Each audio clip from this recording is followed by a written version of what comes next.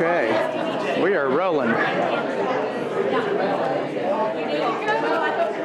So there's already quite a crowd here. There's a lot of people showed up. Hey media, hey Channel 5, how you doing? There's the Channel 5 guy.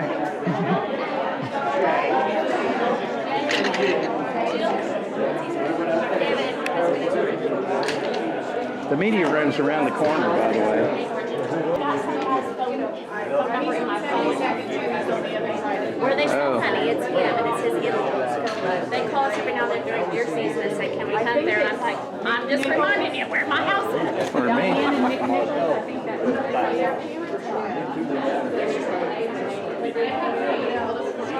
So they're saying, don't let anybody get to you. Don't listen to these people.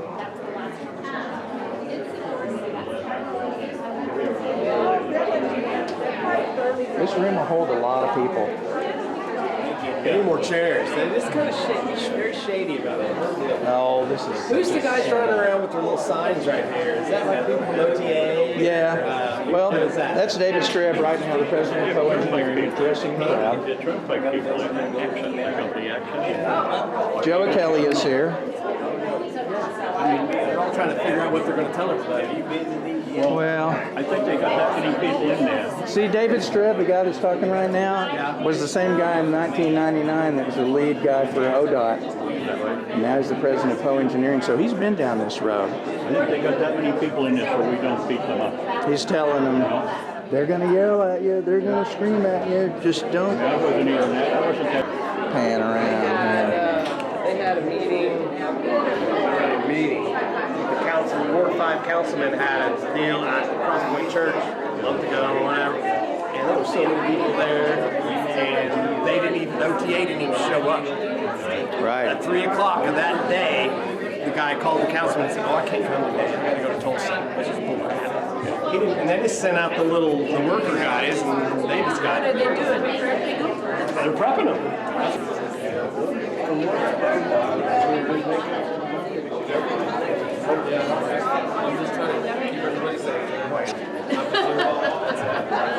What's your take on the yelling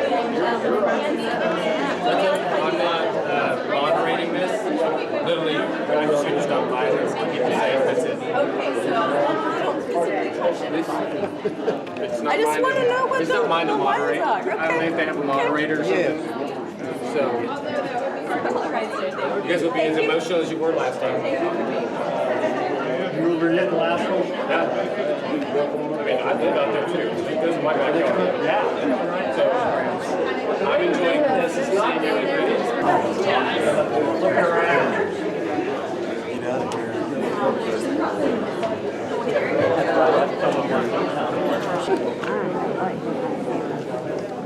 All right, I'm going to take a chair for this.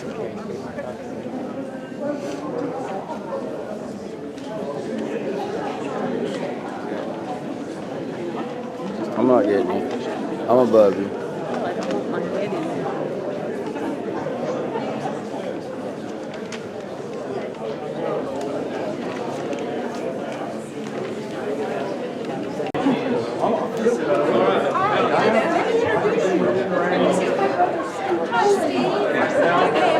Nice to meet you.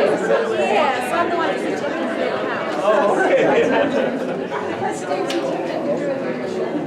That's not sure.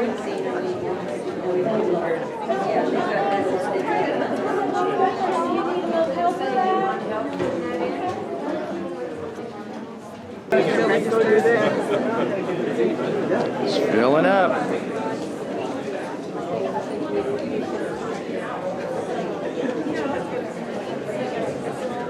think we're going to have more coverage than the TV guys.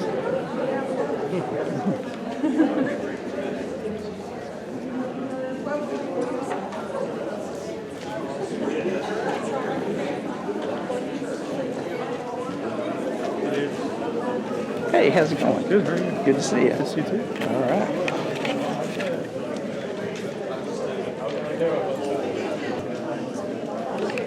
Well, it doesn't. There's going to be a crowd. There's Mr. Rosencrants. It'd be better if it was more facing the wall. Yes, it would.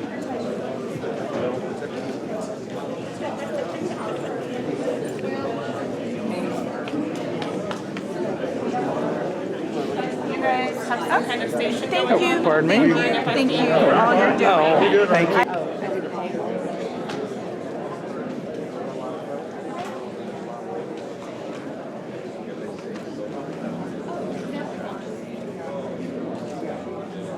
You know this guy from Norman? This dude is? Yeah. What is his name? I can't remember. What's his name? I can't remember. He was at the meeting on at the church on Highway 9. Yep. He didn't get up and talk or nothing? Yeah, he was the main wheel. He's with Poe. There ain't no OTA people here. No. Are these the guys that were at the Cross Point were like the guys doing the work. Things are awesome. Well, thanks. I just hope that I do something every now and then that makes sense. Well, it's making sense to me. Thank you. You and Amy both. Oh, thanks. Okay. I'd like to thank the library for allowing us the opportunity to use this facility. It's a very nice place. Thank you. When you came in tonight, we hope you had the opportunity to pick up some brochures and to sign in. There's also some comment cards that you can make comments on here tonight. Or if you'd like, there's postcards. We've probably already received a lot of comments from you on the webpage, but we continue to receive those phone calls and those emails from you. We would appreciate that. That becomes part of the permanent record. There's also some frequently asked questions and some information regarding right-of-way. Becomes part of the permanent record. There's also some frequently asked questions and some information regarding right-of-way. There's also a timeline with a priority list on the map inside of this little folder pamphlet. We have about 12 tables set up tonight with maps and information, with 2 engineers and a right-of-way person at each table. We also have an environmental table at the back of the room for concerns regarding environmental. I can tell you that to date, we've received over 1,000 phone calls and emails. We're doing what you may have as best as we can. Ladies and gentlemen, I'd like to introduce you to Mr. Joey Kelly, the Deputy Director of OTA.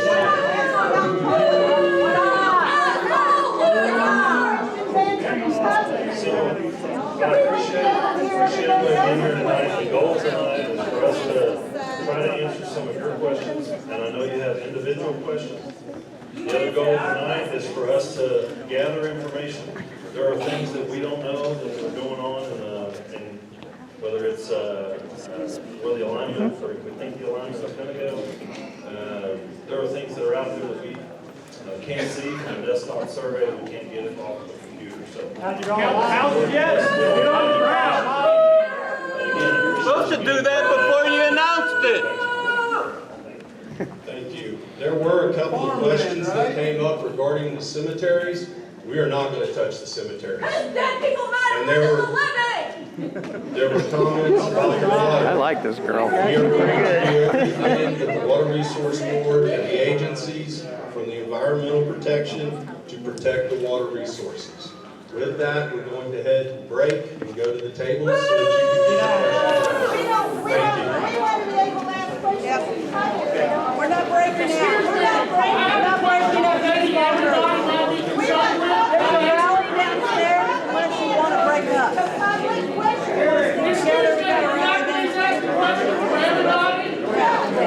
We're going to ask our questions right We all need together to use your money and protect our properties. Are you going to come in and forcibly incarcerate us and steal our land? And ask these gentlemen over here wearing badges to be the first ones in the door. No, it would be the sheriff's deputies, not Norman PD. That's how that works.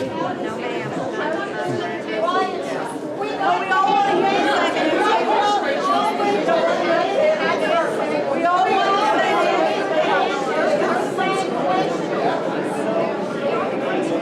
come up there and answer the questions. They're not going to answer a damn thing. They're just going to stand there and look at us like monkeys. So check out the dude in the hat up against the wall in the dark shirt, dark t-shirt. That's Joey Kelly's personal plainclothes highway patrolman advisor. He does not look happy.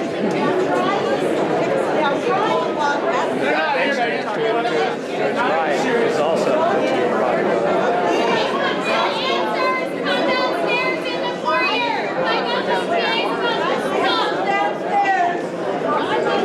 Got real answers downstairs. Real answers downstairs. We can't listen to every person.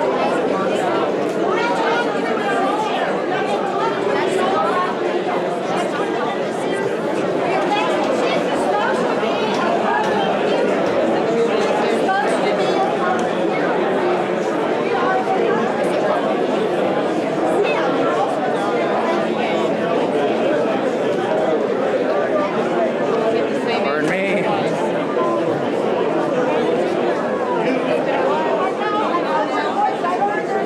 Well, she knows that there is a two number that would be too high. Okay. Hey, okay, how are you? As far what there is an interchange right there. So the swath of the interchange is a little bit wider. If it's a typical roadway, it's usually about 150 feet either side of where the yellow line shows the center of the yellow line. This one's going to be a little bit wider through there. The interchanges usually go anywhere between like 1,200 to 1,700 feet off the center of it. So at the current time,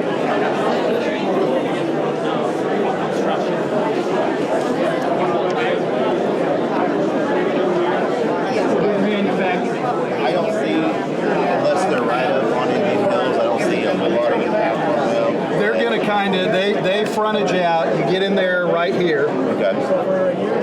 And I can't tell you right now how far their property or their plant goes up to, or their storage. But this is where they are right here. Obviously, I'm going to assume every effort be made to not put a major employer out. here you go. Here you go. Obviously, this is their rationale for where they are. You got the railroad.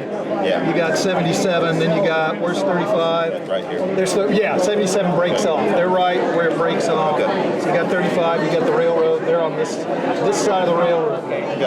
Whispering Pines Bed and Breakfast is off of Highway 9 and 77. okay, can you tell me again exactly where you're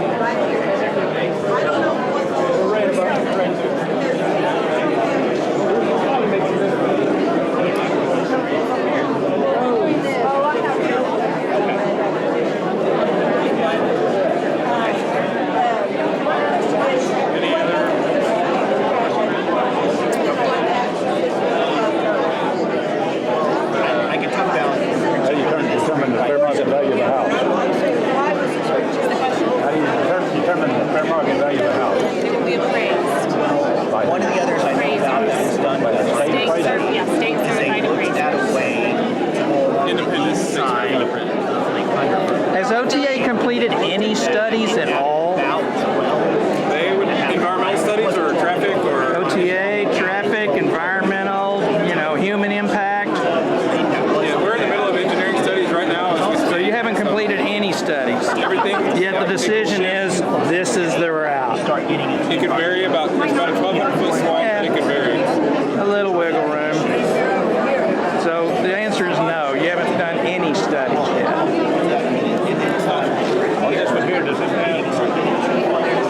Okie doke. What's happening at this table? I'm not familiar with that.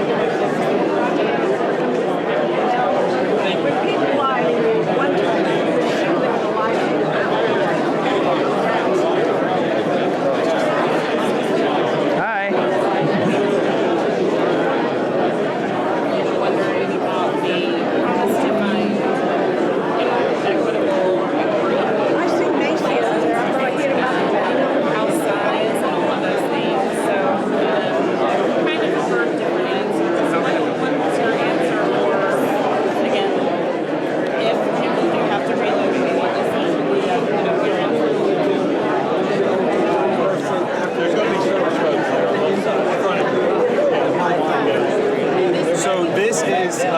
600 foot wide is that orange line. Now on each side, so 1,200 foot total. Well, odds are we won't need that much, and that will shrink down. Correct. Yes. Correct. If you're impacted, yes. But I'm just saying, if you were like on the fringe of it, then there could be an opportunity that it might shrink in. But Is this wider here than it is here? Is that's what it is? So my question I've been asking them is, have any studies been completed at all? They finally just admitted at that table, no. if you have questions about environmental studies, the perfect table to talk to is right there. My question is, have any studies at all been done? Environmental, watershed, human impact, traffic, any? Yeah. So good resources are the frequently asked questions on the website, and also to be able to speak to the environmental table over there. Those kind of questions would be good ones to ask over there. I did. Can you answer? Yeah. What kind of questions do you answer? Oh, you didn't like that. So this one is This is not information. They are here with you. They don't have. I can't answer that question. We have I really don't, because that's not my field. But this gentleman right here, he is a right-of-way representative, so he can answer those kinds of questions better than I can.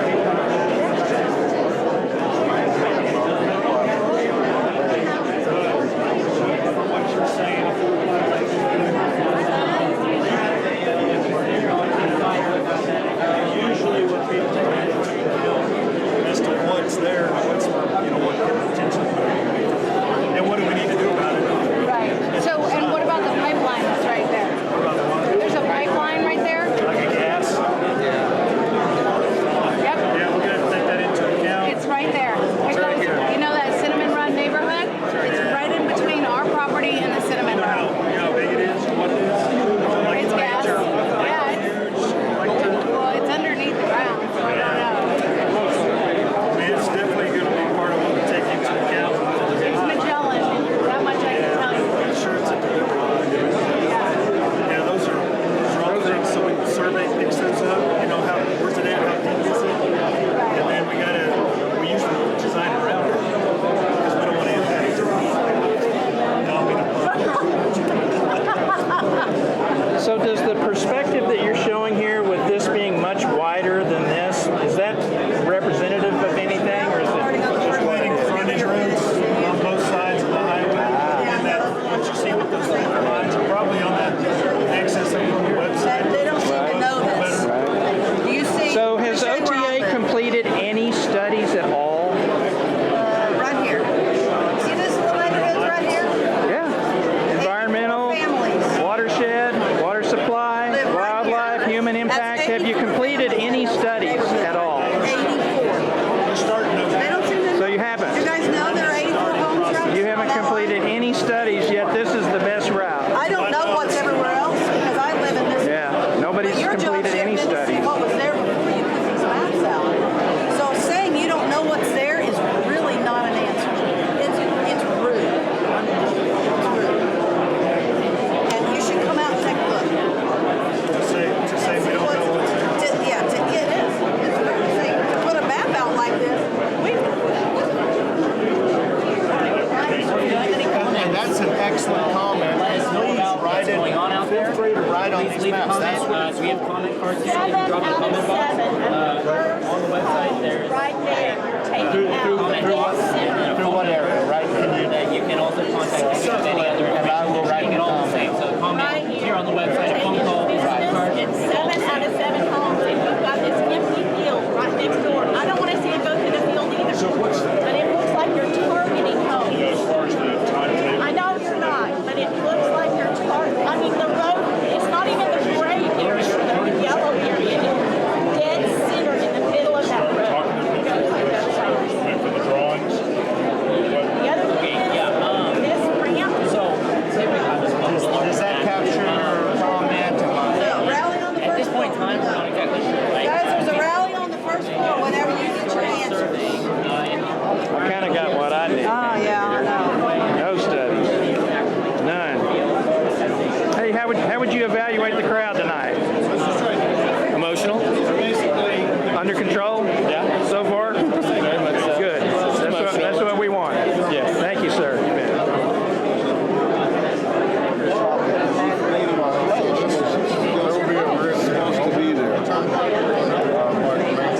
Well, I don't want to speak for the acquisition process. OTA will do just appraisals. We do. They'll do it. They'll pay for it. At the time of and it has to be reviewed. So no appraisals owned by the appraisal companies are all throughout the county.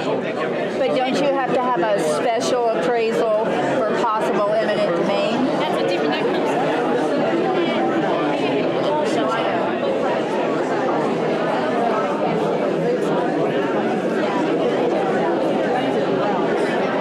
For this turnpike, and this is the only one that I've seen any layouts for. 6 foot. I have not seen. I think that was the 1999.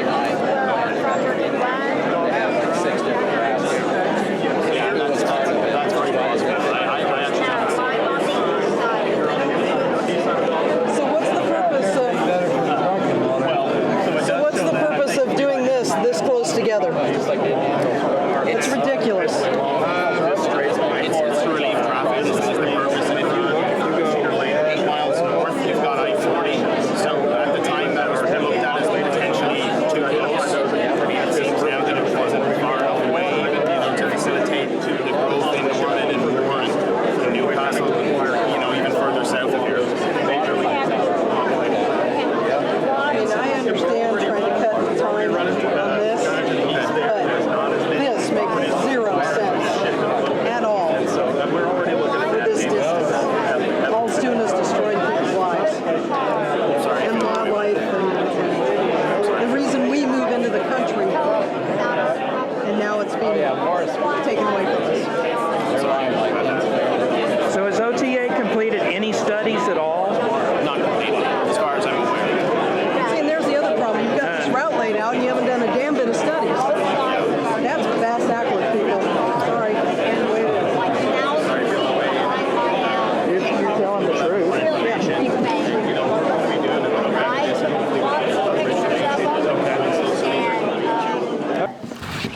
My question to them is, And when I asked them about it, they said, well, they can't use, that's state-owned highway, so they can't get the easement to it.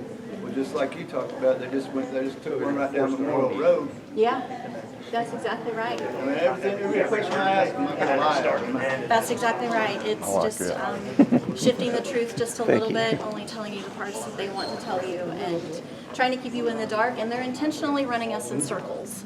So don't fall for it. I feel like they're also going to try to start splitting us on the topic of the routes. I strongly feel like they are going to start floating ideas that they're going to shift the route. I want you guys to be aware. I strongly feel that is not the truth. Turn around and tell a whole different lie to get another section done, and then turn around and tell a whole other lie.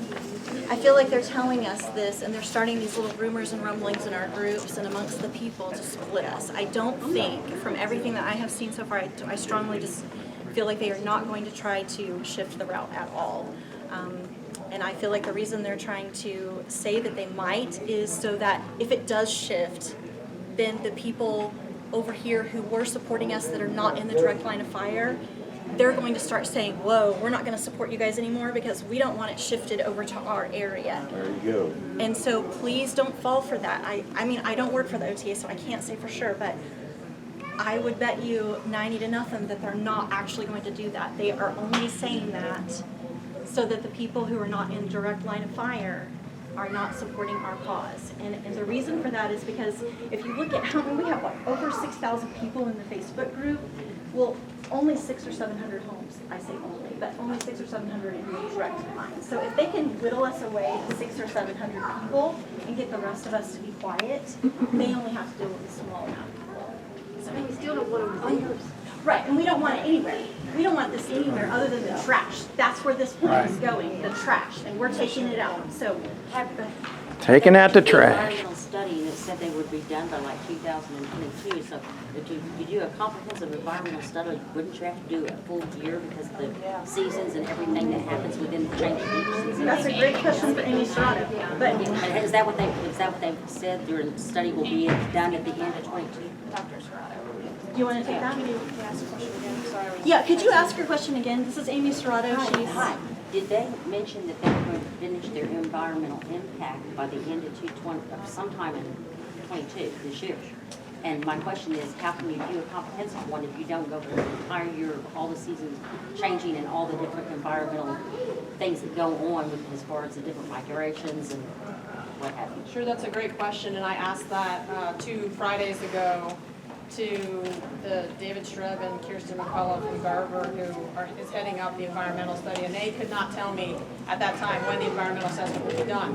However, they did tell me that 30% of the engineering design on the east-west turnpike would be done by October, at which point they could know 100% with certainty what are the full takes. And I said, well, how can you take someone's land if you don't have the environmental assessment? And they said, well, we'll just handle that when it happens, which means that it's a rubber stamp. And so what we're doing behind the scenes, I know people are concerned we're not moving fast enough, but I promise you we are moving as fast as we can.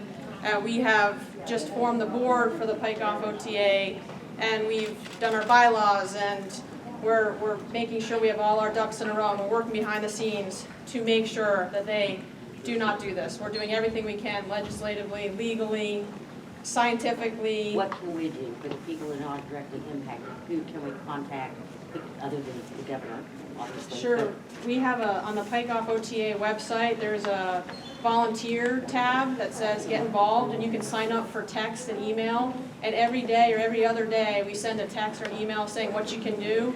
And today's message was to contact the 8 members of the House to get them to hear Bill 1610 so that we can put these environmental impact studies on the table that make them do them before they can do anything else, and they have to have 180-day wait time after they hand them in. So if we could get everybody to sign up to be a volunteer on the website, and just if you can come to meetings, we have a couple meetings coming up. The OTA board meeting is coming up. The Council for Bond Oversight meeting is coming up. We're going to try to stop their $200 million credit line ask. Because if we stop that, then we delay the whole thing. So the bonds are really important. So we have a letter to sign on our website. We have lots of opportunity to get out in the community and hand out flyers at houses or take them to the mailboxes, because a lot of people who aren't on social media don't know still about this. And the environmental assessment is, for the OTA, is a joke, and it shouldn't be a joke. They should have to do seasonal work, which takes 1 to 2 years to finish.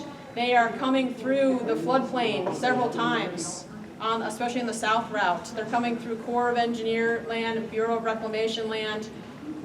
They don't seem to care. They think they can get go right through those flowage easements. Have those entities been contacted? They have. Well, actually, OTA did not contact them, but the Bureau of Reclamation made contact and said the only way we heard about this was through citizen input in the media, so they weren't very happy. And then the COMCD, the Master Conservancy District, who runs the water from the Bureau of Reclamation, works on keeping it clean and the distribution system, they were never contacted. So they wrote a letter to OTA and say, if you're going to come here, you have to do this, this, and this, and we're going to be watching you.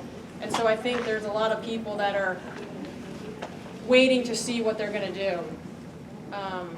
And so right now they don't have the bond, so everything, they can say whatever they want. They can tell you they're going to move it. I can tell you right now that the routes are very different from what they were, whoever the gentleman said, in 94 to 99. And when you ask them why, they say they can't tell us.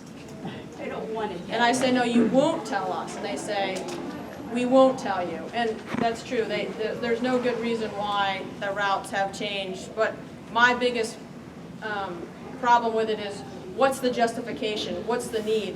They have not shown the traffic studies. They have not, all of their explanations for why they think they need these turnpikes are wrong. They say that they're going to help the commuters. Yeah. And that's not true, because if you're going to throw it I'm not going 20 miles east to come back 20 miles west to get to Oklahoma City to work. And then they say, well, we're going to throw the truck traffic off out of I-35. Well, to save 11 minutes, $5 billion seems a steep price, plus 600 people's homes and 3,500 other people that will be looking right at the turnpike. Amen to that. That, in case they haven't noticed, but the turnpike actually dumps off on I-35, so they're also funneling traffic. Any amount of traffic they might divert is actually going to be more than probably double whatever that is actually funneled to it. And if you look at I-35, anybody who travels I-35 in the morning or at night during rush hour can tell you, where does it bottle up? It bottles up at the interchanges. So why in the world would we want to add another one? Especially a really big one. They're saying it could be 4 or 5 stacks. So what do we think is going to happen there? Especially when you've got Highway 77 dumps out just to the south of that I-35 interchange there at Indian Hills, right? Am I right? Okay. We've also got the two, we've got the side roads, the service roads that run along I-35, right? We've got Indian Hills that will supposedly still have access to I-35. And then you've got the turnpike. So when you bring all of these roads together, does anybody think that's a good idea? I mean, we're just looking at more chaos, more traffic. And plus the ODOT, planned and had the money for the interchange to fix the interchange at Route 9 West going past the Riverwind Casino. That was funded, planned, done, and then the governor said no. And so we have state money. Don't let them tell you we don't. We have state taxpayer money and federal money to improve our infrastructure on that I-35 corridor. Why aren't we using it? Right, and they Ask the OTA actually, why they're not using it. in November of 2021, Oklahoma is going, we're told that they were going to get almost $6 million, or $600 million, I'm sorry, for infrastructure just like this. So when they try to tell you that we don't have the money for ODOT to do it, I call baloney. And what Amy was talking about, the interchange at Highway 9, I don't know how many other people know about this too, but just in some of our digging and reading and watching minutes, or watching their meetings, they canceled that the night before they were supposed to start on it. And the money side of that was that the tribes were actually going to contribute, what, $10 million? $17 million. It was a $17 million project. The tribes were going to contribute $10 million. And the feds are contribute 6 or 7. It's 6 or almost 7 entirely million. paid for. The state of Oklahoma was only, the taxpayers were only going to have to fund a little over $1 million, and they stopped the project right before it started. To spite the tribes. Yes, and to make the OTA route seem more palatable. Because the head of the Secretary of Transportation is the head of ODOT, who is the head of OTA. And that happened May of 2021, so not even a full year ago. Guaranteed they had this turnpike in mind. This didn't just happen. In fact, GATS announced at the December 7th meeting that this was actually one of the first things that Governor Stitt sat down and talked with him about just a few days after he took office. He said, Mr. GATS, I want a bold new transportation plan, and it included a turnpike. Was there ever any talk about the organization going straight from Tulsa to down to Texas with that turnpike, to complete that turnpike? Because why would Tulsa want to go west and then south? Would they could just go straight south? Exactly, and that's what my argument has been all along. Is, I mean, a lot of my family lives in Tulsa, and they will tell you they don't come through Oklahoma City when they're going to Dallas. They just take like Highway 75 or something. I can't remember what it is, but there's a direct route, and it's a free road. And that's something else I would like to tell you guys. Some people are going to tell you, oh, well, this is useful. It's justifiable because it's going to save us time and whatever. But there are better options to get, especially the people in Newcastle. I guess what I'm thinking here is, they'll say, well, we want that bridge. Well, do you want to pay to cross that bridge, or would you rather ODOT do the same bridge that you don't have to pay for, that our tax dollars have already paid for? We're not saying you shouldn't have a bridge. Yes, that would be amazing. We would love to have access to, to get people across the river over there. But we don't need to turn Indian Hills into a highway to do that. It already flows really well. You got Highway 9. Why don't Right, they and we use have it? Highway 9. Why don't they use the it? Highway 9 that's being widened all the Yeah, way out to right. Route 2. Most of it's done. Yeah, most of it's done. And You then know, they're why going would to they keep want to spend billions on this turnpike when they won't even spend a few $1,000s to fill potholes in our existing roads? Exactly. Well, no, they need a new project because their revenues can't sustain them. So they need this new project to pay for the maintenance on their other roads that they can't do. And so that's why they're trying to put this new project in. But my argument is, if there's no justification for it, why don't you go find somewhere in the state that wants a turnpike if you really need the money? I've never seen a toll booth taken down in my lifetime, ever. Yeah. You won't. The Turner Turnpike was supposed to be paid off as like we did before. That's right. And now it's gonna be 40 more years. It's for paying turnpikes like down to Ada. Guys, could I just comment on what the gentleman said about filling potholes? In 1996, you know, today's kind of interesting. The state legislature passed $1 billion for the governor for some kind of factory. We don't know what it is. Blah, blah. Okay? In 1996, Keating and Transportation Czar Mikhailov, who is the father of this disaster, passed $1 billion highway package through the state legislature. They said, we've got $11 billion in unfunded maintenance need. Give us $1 billion and we'll really make headway towards it. And I said, how are you going to do that? Well, I got a lot of falderall. The reality was they were taking money out of the taxpayers' pockets to repair road damage overwhelmingly inflicted by commercial trucking, which persistently, massively underpays its cost responsibility on public roads. Here's the thing. You turn around and recognize that they didn't really get $1 billion. The only way they got close was they injected $360 million in illegal, unconstitutional bond financing in 1996. That broke the dam with ODOT, and ODOT started doing all kinds of crazy bond financing. Two of their transportation commissioners resigned when they pulled out a deal that they called GARVE, Grant Anticipation Revenue Vehicle, which was bonds let in anticipation of federal funding that maybe it'll come, maybe it won't. It wasn't too long before, by word of Mike Patterson, longtime comptroller at ODOT, he said, Tom, not long after that, they were shooting 40% of ODOT's annual operating budget servicing bond debt. It didn't tar a seam or fill a pothole.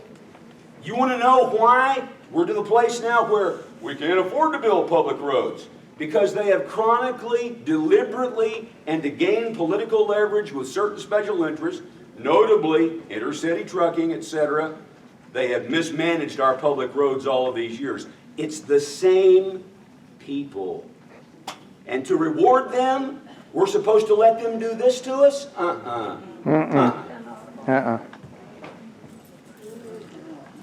And so we really need everyone to stay rallied together. Don't listen to what they're saying. They're telling you untruths and half-truths and mistruths, I suppose. But we are working with the legislators. If you are interested in learning the backstory of this, look at, there's a great documentary series called Truth Be Told, TOLLED. And there are 4 free documentaries to watch on how the Texas turnpikes have been a disaster, and OTA follows their exact playbook. It'll give you chills when you watch it.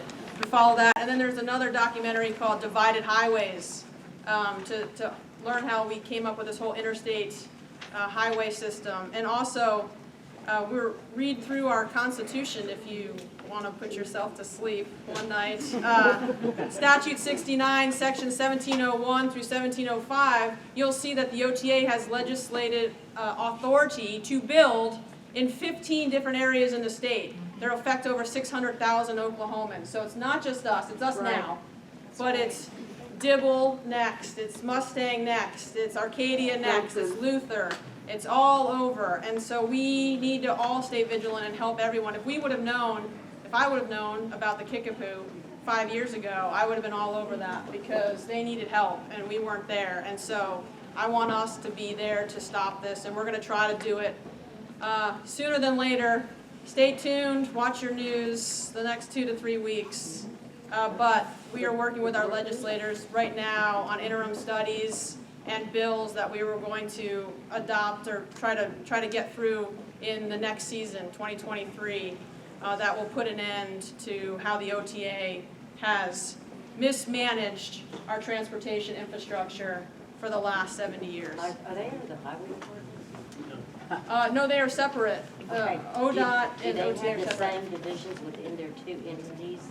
They're Do headed the up by the same same thing? person. They're headed by the same person. ODOT has many more technical staff, and OTA, they're doing something called a modernization. If anybody could explain that to me, I'd love to hear it. They're merging their agencies under a modernization I don't know what that means because ODOT uses federal funding and OTA uses bond money, and they're muddying the pots there. So we have to be really vigilant and watch them on how they spend their money. As if there wasn't enough conflict of interest. I know there's so much conflict of interest. And that's why we have to keep tabs on this, and this is why it's not just this turnpike that's the fight. It's the OTA that's the fight. It's not the Norman Turnpikes or even necessarily the ones that come after us, but it's the OTA because they have whittled away the power of the people. Did you guys know that ODOT, the agency that's funded by our taxpayers, did you know that it's divided up into 8 districts, and every district has a representative that we can personally call that represents us, and we can ask all these questions that you guys have tonight, all these questions that we've been having. You can call them and you can ask them these questions, and they are supposed to be able to help you. They are supposed to advocate for their district when Mr. Gatz comes to them and says, hey, we want to do this bridge project or we want to do that. They say, hey, our people do want this or our people don't want that. Does anybody in here know how many representatives the people have within the OTA? Any hands? None? 0. That's right. We have 0 representation. We have nobody dedicated to any area of the state or the people. They don't even publish their bios. Right. They do not answer to us. So that's why this is a bigger problem than just the turnpikes. I know that feels overwhelming enough as it is, but it's big. I'd like to see a map. Now, we've got the map that shows future turnpikes that's going to be coming. I'd like to see a map that would, with the future turnpikes, would show the turnpikes that we already have. Have both them in there. I bet that would look like a spider web with the turnpikes we have and the ones that's coming. I'd like to see both of them put on a map. And maybe mark the ones that don't make any money in red, because that's 80% of them. So, right, so only a couple of them make money for the rest of them. Has there been any headway on getting them auctioned? That is a great question. Has resolution 25 been heard yet? The one that Mary Boren? Well, hi everybody. I'm Representative Jacob Rosencrants. I don't know. Okay, we have a resolution in there to do it, but There's a resolution, but there's also some other. I mean, there's a bill to slow things down, Senate Bill 1610. I think it's going to face an uphill battle right now. We have to get it off the floor by April 28th. So, well, you need everybody in person, phone calls, email at this particular point, and you need to talk to the majority party in the House because they don't put things up if the majority of them don't want to hear it. So, I mean, I can help out where I can, of course, with that. I've built relationships, but that's what needs to happen because they're going to poll their members and be like, okay, do you guys want to hear this? In case it like is a tough vote or whatever. They don't really like tough votes. That's just kind of the way it works. But we want to put them on a tough vote on this one because we want to see what people feel about not only just the turnpike going through Norman, but this, what I think is, the more you peel back the onion, an agency desperately in need of some guide rails at the very least. So that's kind of where I'm at. Also, I just want to real quick introduce somebody running for House District 45. She's my friend. Her name's Annie Menz. That's actually the Ward 5 area. I know many of you are from Ward 5. I just want to introduce her and maybe have a few words. Hi everybody. I'm Annie Menz. I'm here because I also have some pretty real concerns about this turnpike, but I really just came to listen. It seems like government, I'm running because I want government to be a place where nobody gets left behind. Today, and every day, I'm concerned about wildlife. That's one of my largest concerns with this. And so, yeah, I just thank you for doing this, for rallying, and I'm excited to just keep listening. So. Something I just thought of while Jacob was talking was that the last time we were at the Capitol, which was early last week, we went and talked with some of the Transportation Committee members up at the Capitol. And I will tell you, remember how we were just talking about how the OTA does not have any representation for the people? So we actually went and talked with some of these representatives who are on the Transportation Committee, and they did not know that. So the OTA is not just keeping us in the dark and avoiding our questions and telling us mistruths. They are being disrespectful to not only the people, but you know, our local city government and all the way up to the transportation committees, which are our elected representatives. So, like, they're stopping our voices at every turn. Every turn.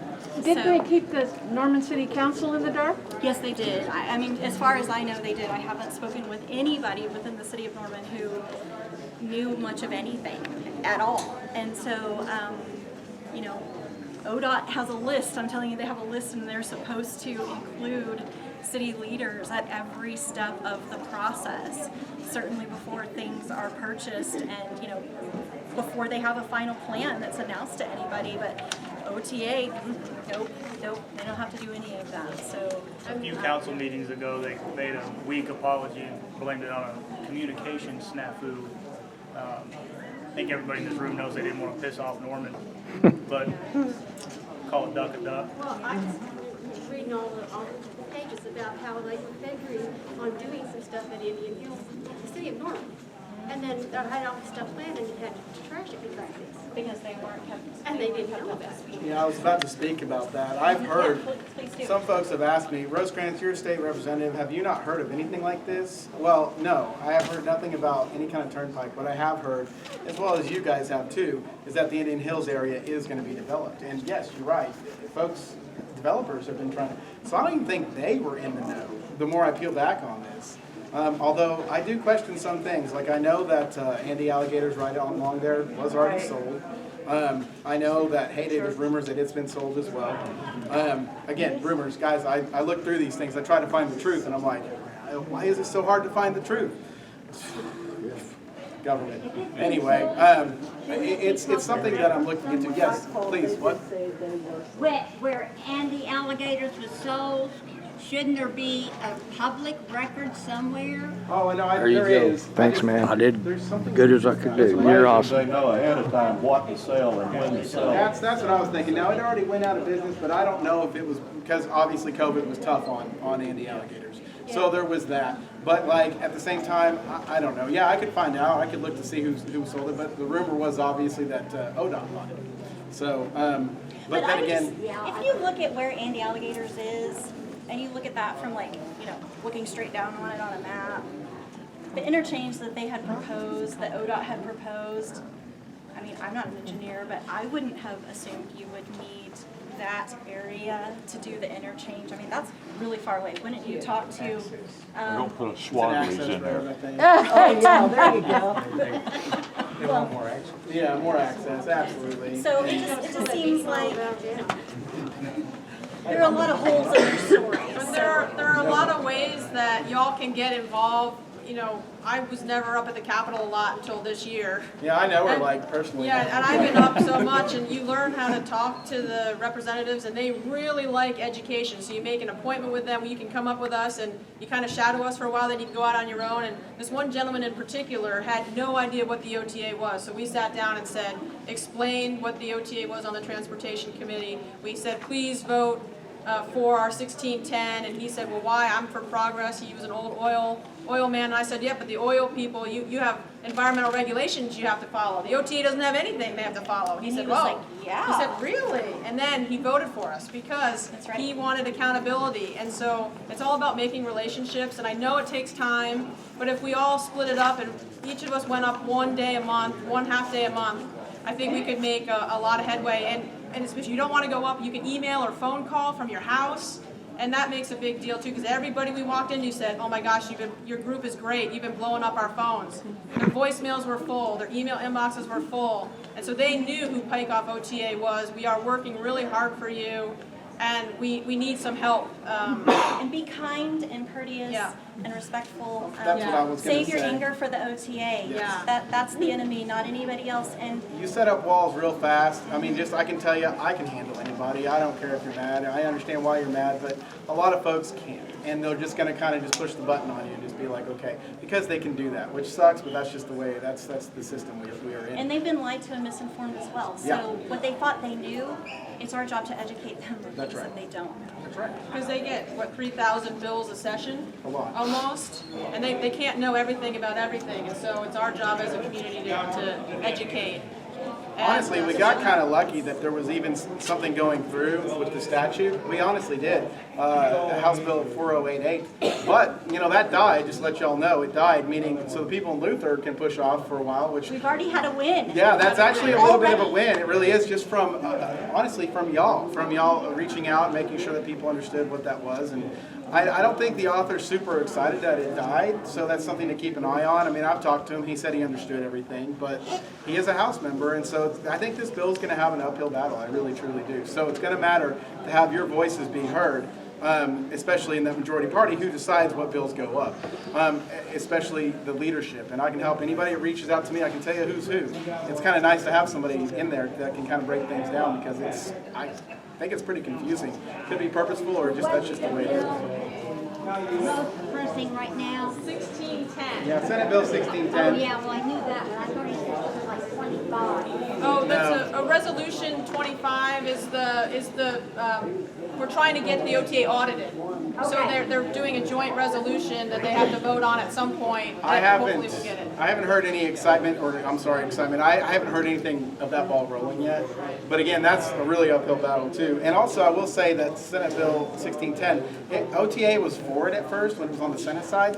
They're against it now on the House side. I have a little handout that they handed us. That's why I think that member said what he said. He was like, well, I'm for business, because they're trying to take that angle up on it, you know what I mean?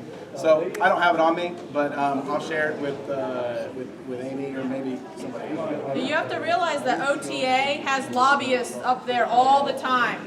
And so we have to counter with our brochures and our information, because a lot of what they're putting on there is just not true, or it's their spin on what they believe to be true. So we have to counter that and let the representatives and senators know what's actually going on. Yeah. Jacob, do you know what the timeline is right now on 1610? Yeah, well, we have to have it heard by April 28th, and we're not hearing a whole heck of a lot of bills just yet either, which kind of sucks. And let me tell you why that is.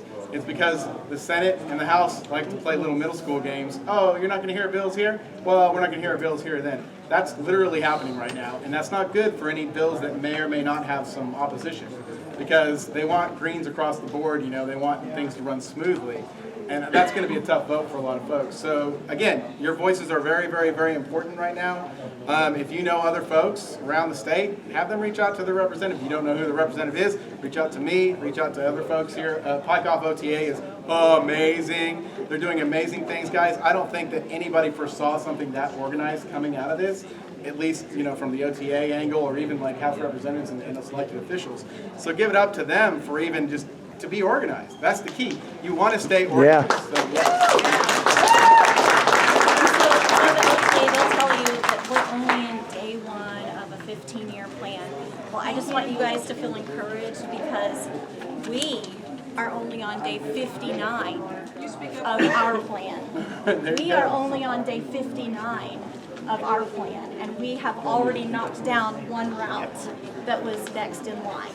So if you don't think we have the right momentum, I'm telling you, we're going. Things are happening. That's pretty incredible. And part of the reason they're having us break out to tables up there, instead of letting you guys talk and ask these amazing questions that they should be answering, is because they know we have the power to stop this. And we're going to. Any questions be asked up there. That's why we're all down here. That's right. It happened in Noble too. This is just kind of the way it works. Yep. I will say the thing that gummed up the works, I think the most, but I do a little research into OTA, was Governor Stitt announcing the way he did.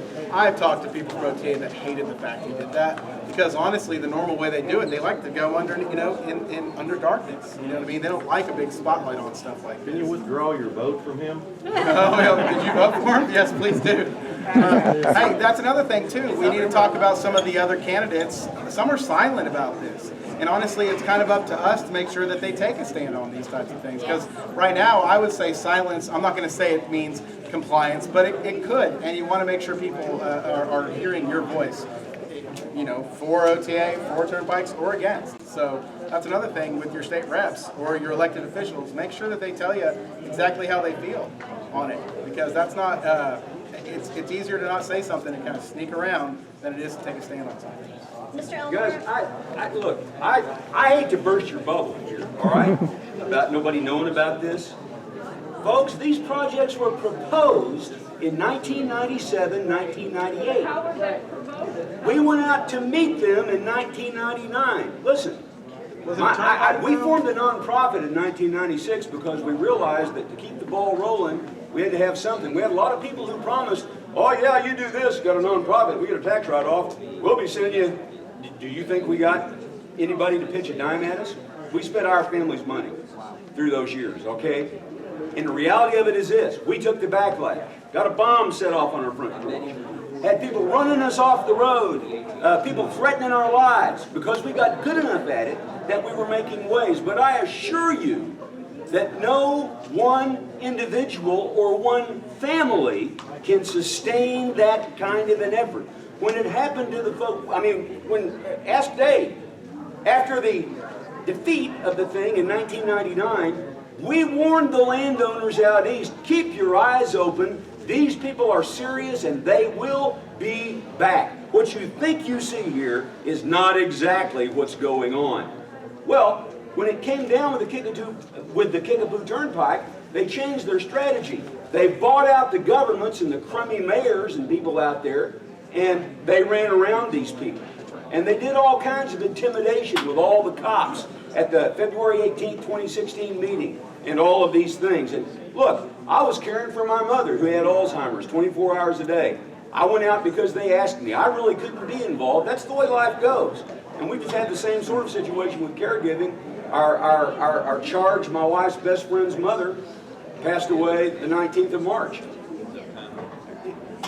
These things happen. There has got to be a sustained effort. Some kind of, and it was Democrats and Republicans together working on all of this. Yeah, we had our differences. We set those aside and we concentrated on this. And the reason we did was because we realized that under the hand of Neil McCaleb and his underlings, there was corruption happening which was engulfing not just ODOT and OTA, but the entire state government. And now our state government is pretty well corporatized, and worse yet, in 1990, Oklahomans foolishly voted in the 12-year term limit, shot their own feet off. With 12-year wonders, it's true. Present company accepted, the bureaucrats run the show. That's just the way, you don't have a Gene Stipe who's there for 40, 45 years and really knows everything and has the power base built. And with so little time, it's real tempting just to accede to the big money instead of trying to righteously build an independent support base. It takes time. You're exactly right about that. We don't have time now because we voted in this goofy law. Here's the thing. We got to do it ourselves now if it's going to get done, but we have got to have a sustained effort. And I assure you, folks, blood, sweat, and tears have been expended trying to prevent this, but we could not get the preponderance of Oklahoma citizens interested. I've been called a crazy rail fan. You're obsessed with this. Blah, blah, blah, blah, blah. We were trying to tell the story. Nobody cared. The preponderance of Oklahoma citizens did not care. And say something else. They still don't care because they didn't wake up one morning and find an OTA bulldozer in their driveway. Right. So, I love you. I appreciate the work you're doing. It's fabulous, and you're doing great. But understand, all of this should have been foreseen. It's just that there was a break in the continuity of advocacy and all this because of human frailty and the flow of life. So, what I would say about it is, try to establish something that's going to permanently keep an eye on these things because, man, all the money and power in the world is behind doing the wrong thing at your expense, using your government and your tax dollars to do it. Now, thank you. I'm sorry. Right on. He's right. He's 100% right. But I will say this. I still want you guys to be encouraged. And one thing that he was absolutely 100% right on, well, not just one thing, but lots of things, but in that it is going to take sustained effort. So I want to encourage each of you who may be really in a busy season in your life and you feel like you can't step up like you would like to right now, that's okay.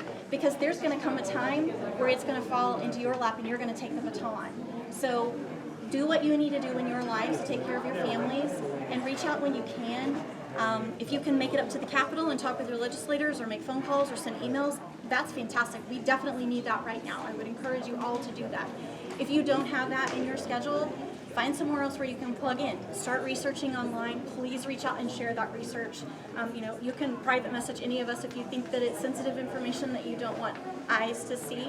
And we can get it in the hands of the right people who are kind of researching that path, and we can take that information and lump it in with all the other stuff that goes along with it. So, but I do want you guys to know that he's right, it's a marathon. we're just getting started. We've already made some headway, and we're going to keep going. But we're going to need everybody's help at some point along the way. So please don't lose touch, and keep trying to figure out where you can plug in when you have time to do so, because it's all hands on deck at some point. Yes. I saw last night a notification on Facebook that they changed the date from April 28th to, what is it, May 4th? For what? The Council of Bond meeting. The Council of Bond Oversight. I saw that changed. notification that it was changed from Yes. April 28th to May 4th. Yes. Can we get verification on that? That is correct. Will it be rescheduled again? I don't know. We'll just have to wait and see. But what agency is it? The Council of Bond meeting. So the Council of Bond Oversight is the governing body that's going to approve their $200 million line of credit to jumpstart their project. At the next OTA meeting. You know, like that we The next OTA meeting, I don't have that information in front of me, but I do believe, next Tuesday. Yes. At 10:30. But I thought that's what you were talking about was the April 28th, the Council of Bond Oversight. That's the money. And if any of you guys have an area, what's that? Does anybody know if there's enough? Can we? I think we should all try to be everywhere we can, because I don't know if you feel supported right now, but I know we've been kind of having some small group meetings, and I feel so encouraged. It's real easy to get down, and then we meet our small groups, and I'm like, we are not alone in this, guys. We are not alone. Look at all these people here to support you, Right. and to keep this going. We're all fighting for the same thing, and so anyway, I hope everybody feels encouraged. So where is the meeting on May 4th? Council on Oversight, who knows? Anybody? It's up on North Kelly. I believe the address is like 9220 North Kelly. You can go to their website and they'll tell you where it is. Yes. And if anybody wants to go to the next OTA meeting, I would highly recommend that you come, because they were really shocked this last meeting when we all showed up. And when you walk in the door, find Jessica Brown. She's their PR person, their media person. I'm sure you all aware who she is. Ask her for what's called a commission packet. And that is going to give you all of the details about every item on the agenda. And they should have packets available for us, so maybe we'll try to give them a heads up and let them know that we have a couple hundred of our best friends that are going to be here, and we need a packet for everybody. And when is that one? It's like 300 pages. It's a lot of pages, but why would we want to print that on our own dime? They should provide that to us when we get there. So that will be next Tuesday. Does anybody know when? Yeah, is it I'm next looking it Tuesday? up right now. I'm going to tell you what time it is, because they change they change it. They changed a lot, like the day before. I looked it up a few days ago, and it was next Tuesday at 10. I don't know what it is. I'm just filling in here. Doing a fine Is there a chance job. that they could make that a secret meeting or not a closed Yes, meeting? we will. Everybody show up at Moore. He has a request. Everybody show up at Moore. Yes, show up everywhere. The next meeting is more this Thursday night, but the OTA board meeting is at the ODOT Commission Room. That's on April 26th. At 9:45 is the Finance, 10 o'clock is the Engineering and Construction Committee, and 10:30 is the board meeting, the 26th. Is there a chance they could make it a closed meeting? Close it off to the public? No. They can't. They can't? No, Okay. they cannot. Okay. They cannot. What day is the Moore meeting? Thursday, this Thursday, the At 5:30. the 21st.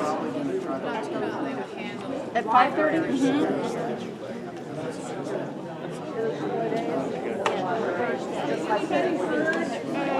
About the Norman Chamber of Commerce, what their I have questions. decision has been, whether they are supportive or oppositional about it? What about the new mayor? They're being very quiet. What I've been hearing is I talked to the Scott. Chamber of Commerce suddenly that's open to the public went private.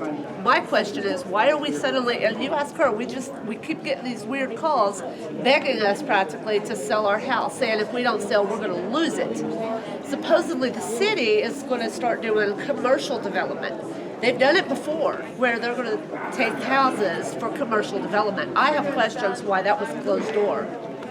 I mean, Chamber of Commerce is not a city organization, but a lot of the businesses, a lot of them have stake in this. So why was it suddenly closed to the public? People on Facebook were saying, yeah, they were told they could not go into a public meeting at Norman Chamber of Commerce the other day. Why? So Mr. Nash right here has a few things he'd like to talk about too. I was just kind of filler until everybody made their way down here, believe it or not. Hang on a minute. I'm checking out to the back row. All right. Well, I'm Michael Nash. I'm one of the directors of Pike Off OTA. And I want to thank everybody for coming out here and trying to hold the OTA's feet to the fire. Because we all know that they're not going to give us answers unless we try to force it out of them. And even then, you know, when we launched Pike Off OTA, a lot of us saw that our homes were under threat. And that there's a lot of people in Oklahoma that these houses are also under threat. And there's only one way to stop it, and that's to stop the OTA. And so we want you all to know that you're not alone in this fight. You know, you can see from this turnout here that none of us are alone. The OTA is going to try to make you think that you're alone, that there's no reason to fight, that it's all futile. That's not true, that's not the case. We're going to stop the OTA. First, we're going to stop these extensions. And we're going to put an end to their tyranny once and for all. Because they're an entity that's by themselves, controlled most of the executive branch of our government, actively work around the legislative branch of our government, and they act as their own judge and jury to decide who stays and who goes on their own property. They've consumed all checks and balances. So as people, we're not just encouraged, but we're obligated to remove them from our system of government. And that's exactly what we plan on doing.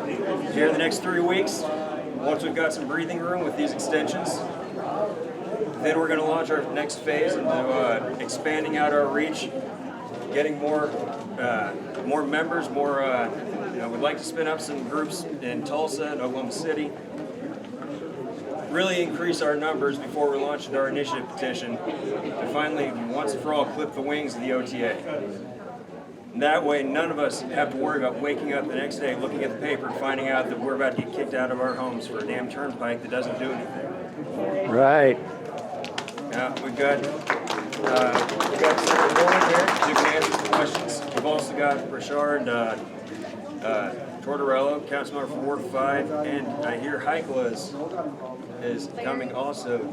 Yeah, I'm skeptical. I've never seen them, but are they on their way? No? Okay. Yes, so thank you everyone for being here again. I can always count on Cleveland County voters and citizens to show up and bring a fight whenever a fight is brought to you. And I think we have a long history of fighting for what's right. I love the diversity of mindsets in this place and how that we all agree that our property rights and our land is worth fighting for. And it's very encouraging. Thank you. Yes, it is. As a lawmaker, it's very encouraging to see faces, because I'm having to do some hard things, and one thing that I have to defend against is, are you just leveraging or exploiting a conflict for your own political agenda? Well, when you all do this kind of work, and we have your your statements in the paper and we have your consistency over a long period of time, then they see that this is a real problem for real people, and then it kind of makes it easier for me to be heard when I'm trying to find solutions. So thank you all for being here. I just wanted to kind of give you an update. I think it's really smart for you all to kind of keep in mind how this is a state issue. It's not just a Cleveland County issue. Yeah. Right. That's right. The first reason that it's a state issue is that, and you all know this, but I just want you to kind of start getting the talking points or the bullets in your mind. The first reason why it's a state issue is that we are using bonds to pay for turnpikes that never pay off, and that people are still paying for turnpikes when some of those turnpikes should have already been paid off. So that is a statewide issue that impacts people throughout the whole state of Oklahoma, is this over-reliance on toll roads as a transportation solution. So that's one reason why it's a state problem. The other reason it's a state problem is that we're using solutions or plans from 1950 to solve 2050 problems. So taking this playbook from the 1950s to resolve transportation issues that Oklahoma will have in the year 2050 doesn't make any sense. And that is not progress. When they say they have to do this for progress and they're using a plan from 1950, that's not progress. Progress would be looking at plans that are suitable, forward-thinking, looking at new technology, looking at new resources, becoming less dependent on toll roads instead of more dependent on toll roads. That would be progress. So that's the second issue, is that progress would look like a less dependency on toll roads. The third issue that's a statewide issue is just the use of eminent domain in a convenient way it's an abuse of authority, it's a wrong use of government, and that's a statewide issue. And this issue happens all over the state. It's not just the turnpike. It kind of happened when OU took over O'Connell's, remember, and they got bumped over to ASP. That's a good example. I don't know if O'Connell's believes in it, but that's a good example of a replacement, a suitable replacement. Going from, I guess that was Lindsay, over to ASP, it's still kind of within eyesight. You can still get there on game day. You can still go get a beer and then get back over to halftime. So it was a suitable replacement. But telling a homeowner that's on 20 acres in East Norman that they can go get 20 acres in Tillman County, that ain't a suitable replacement. And that's a state issue. That's right, Senator. That's a state issue. I think those of you that have been really talking about the market analysis, that there's only 70 houses for sale right now. So if we're gonna be displacing 600 homes, where are you gonna go? The city of Norman, the city of Noble, the city of Newcastle should not have to lose taxpayer citizens in their community because of the Turnpike Authority. That is not acceptable. That is a statewide issue. The other statewide issue is being made whole even if you're not part of eminent domain. So we have those stories of over at the Kickapoo Turnpike where the lady has a lake in her front yard now after living there for 25 years. That people of Oklahoma shouldn't have to risk that for progress. That is an avoidable damage to Oklahomans that is not necessary, and we should be fighting against that. The other issue that's a statewide issue is the lack of transparency on negotiating these deals, and we're not real confident that certain powerful and well-connected people are getting better deals with the ODOT and OTA than average people like I don't know your name. My name's James Bond. Okay. So, well, you should get a good deal then with James Bond. just a squatter though. Yeah, okay. My daughter owns it, I'm just squatting. Okay, What kind of rights do I have as a squatter? but you shouldn't have to have a well-connected name to get the same deal, to get the same deal as those that do have well-connected names. And we're starting to see a pattern. I don't know if you saw, I think the Norman transcript and I think the Oklahoman, their Freedom of Information Act requests have started to change, and they're starting to produce stuff, and now they're starting to see things from the Turner Turnpike deals that have been negotiated, and they don't look like they're within the same range of fairness. Is that a state issue? Absolutely. Yes. The people of Oklahoma need to know that if whenever it is necessary, in which we have Mr. Nash here to combat the issue of whether this turnpike is necessary. And necessary is a legal term. If you Google necessary legally, that means that you have to show that other options are not available or not workable or would not be satisfactory. So if it is necessary for some reason, like over on Porter where we don't have sidewalks on Porter and they're going to eminent domain just a little bit back and they're going to get a fair price and it's not shutting down their whole business, it's just trying to put a sidewalk in there. If it is necessary, people in Oklahoma absolutely deserve to have the same information that the government has when negotiating with the government for a fair price for market value. The government should not be hiding what they have paid for property. They should not be hiding deeds so that we don't know what has been sold and what has been exchanged. All of that hiding creates a disparity in negotiating power. If you want to negotiate in fair dealing, then both negotiators have to come at that table with the same information.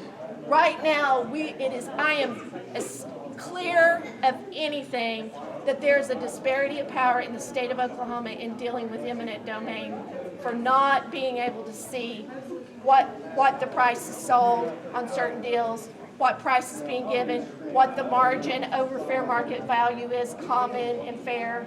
And you shouldn't have to have a big fancy name in order to get a fair deal in Oklahoma, especially if it's your family's legacy, if it's your family's land, and they're using eminent domain as the stick to force you over into an agreement.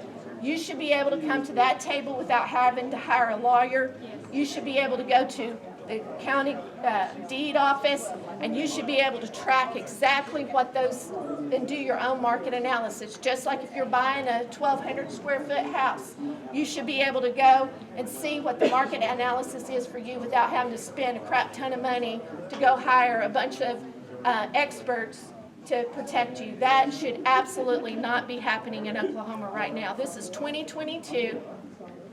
And you all deserve a state that respects your hard work. You all deserve a state that respects your property rights. And you all deserve a state that loves you back. You should not have to worry every morning that you wake up that you're being ripped off by your own government. And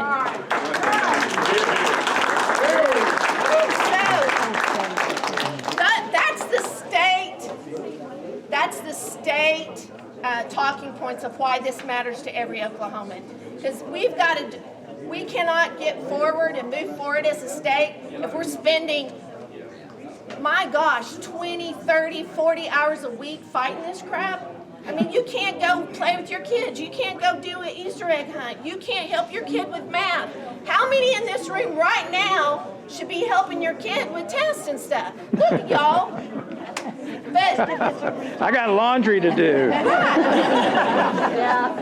that's the definition of a dysfunctional government, is when average people cannot go about and live their life because they're spending so much time to look over their shoulder to make sure they still have a house. I've been on mission trips, a mission trip in Honduras, and those people, when it rains, their house washes down a mountain. Completely gone. They have to rebuild their house like once every 2 months. And their house is made out of just like planks of wood and cardboard or whatever they can gather up. That's what they make their house in. So the mission trip was to go put these posts down into the ground 16 feet and put up just a little, it looks like a tool shed, but so where it won't wash down the mountain. And that's an economic problem, because if you're having to put your house back together every 2 months, you can't do anything. And that's what sometimes the way our government is in Oklahoma. If we're always having to fight corruption, if we're always having to fight to keep our property, if we're always having to worry about how am I going to find money to get a lawyer to make sure that I get a good deal, that means you can't go help your kid with their math homework, that they're trying to get a B or an A in Algebra 1 in 8th grade so that they can go and get a good scholarship so that you can have some economic security for their future. And that's why you have to have stable, boring, trustworthy government so y'all can go about your life and do awesome things that you're supposed to be doing and not have to track and mow down all this. And it gets tiring. It gets very tiring. But by you all staying persistent, maybe we can solve some things for future generations so that they're not having to look and have to deal with this every day. And this is some of the things that we can do. You've talked about the initiative petition, which is great. I'm working right now on trying to finalize the wording for a potential for the audit. Everybody's been asking for an audit, and there's a way to do that, but I'm talking to lawyers at the state capitol on the Senate side to find the precise wording that's simple and precise so that what we get, that it will get the signatures and the votes on both houses. Does Stan have to sign? No, the one that I have, the governor doesn't sign. So, but you have to get the votes. Right. So that's why I'm kind of being a little bit quiet about it. Also, if it's Senator Boren, the Democrat from Norman's, getting all high and mighty and big shotty about it, then they don't want to have nothing of that. They're not going to let one Democrat senator from Norman get the spotlight. So what I have to do is go talk until I talk enough people to see if they're on my side, and I have. And a lot of people across that, I don't know if y'all know Senator Hamilton, but he and I are not, we represent different communities, but we are on the same page about property ownership. We are on the same page about transparency and equal bargaining power. We're also on the same page that you all should know the property that the government owns. For the government to own property in secret and you not know how many acres or what property the government owns, a lot of there's a lot of bipartisan agreement on that. Hiding deeds, not filing deeds, that's got to stop. So there's a lot of agreement on that. So I'm working on that quietly and patiently without a lot of drama around it. That's why you don't hear me dropping press releases and all that about what I'm doing on that, because I'm trying to get a coalition of support around that. So I'm working on that. The other bill is still kind of working over on the Senate side. It got watered down a little bit, but I do think it kind of really sent a really strong message that we're very, very serious. But then also, you all need to be prepared. The bond. Say that again? How can you help us with the Okay, the stopping best, the bond? what has to happen is the application for the bonds needs to be challenged. And then some of you landowners are going to be filing lawsuits to try to stop the bond from progressing. And so what I'm doing there is I'm constantly right when this first happened, I scanned, because you all know I'm a lawyer, I put out Facebook posts to my women lawyer friends, and I started noticing the lawyers that do this work, and I've started having conversation in Zoom meetings and like little CLE, continuing legal education meetings around this content of how do we stop a bond? What does our claim look like? What's our legal rights? It's like going back to law school, and we're having all these learning sessions about how to do that, and we're doing that right now. And they are in the process of working out relationships with particular landowners. If you all want to be a part of that, y'all need to talk to PikeOffOTA.org and the LLC, the nonprofit that Michael is leading, because at some point that legal defense effort will be operating under the nonprofit. So make sure he has your information if y'all don't mind being, because some people don't want to do lawsuits. It scares them. It's awful. It's very tense and it's yucky. And some of y'all just can't wait. So if you're in that, so if you just can't wait, y'all need to be talking to him. I can't represent all of that. What I am trying to do is find trustworthy attorneys that you all won't get ripped off by a bad attorney. I feel like that's kind of what I need to do. Like if I went back to law school and I knew I would pick that lawyer and I would stay away from that lawyer, that's kind of what I'm trying to do. And it's been I feel very, very optimistic. And we have a little bit of time. I think the bond application hearing is going to be May 4th. So that's kind of what's happening between now and then, is to try to stop the bond. Has OTA ever been audited, a full audit? I know they have to do internal audits by law. I don't know how to, where they have like a state audit. Yeah. I don't know of any that's ever been done. I've got a question. Is there like an ethics audit that we can do or that can trigger with the House of Representatives and the Senate to force them to disclose all of their financial holdings with other entities and perhaps the ones that are on committees that have made votes? Well, that would be a 2 or 3 year down the road thing. You all can go online and look at who donates to our campaigns. But unfortunately, there's a lot of dark money, the easy ways to send money around. So like Wallace, who has his construction company and a trucking company, proposing the bill to add a leg of this turnpike up near Luther. Is he the one from Wilson? If they're making votes or any kind of proposals through conflict of interest, would that invalidate everything that they've done? Well, there is a provision, and I can get it to you, that says that we can't do that. And a lot of you'll hear a lot of lawmakers say, I'm taking constitutional privilege, like I can't vote on this because it directly impacts my thing. I think the issue is, if you own a trucking company, does that necessarily mean that you're benefiting from a road contract? So I think they've defined it very, very, very narrowly to say that particular trucking company that you have has a certain contract with OTA to build the Kickapoo Turnpike, but she probably doesn't have a direct contract for that particular project. But within the industry, that they're impacted. So, like, I'm a lawyer, so does that mean that I can't vote on any bills that deal with being a lawyer? No. Now, if I said, could I not vote for, if I was the chairman of a company that dealt only with like a certain pharmaceutical product, like an x-ray machine, for example, and then I voted on an x-ray machine bill that makes it so where you get all your attorney's fees paid for, then that's a little bit more of a connection. So that's where you get the issue of, now you can always write an editorial and say that smells funny, like I hate that. Yeah. Make sure. Yeah, but really the most direct way is through having good legal representation and get good equal bargaining footing, and keep talking to the press so that they are Freedom of Information Act stuff.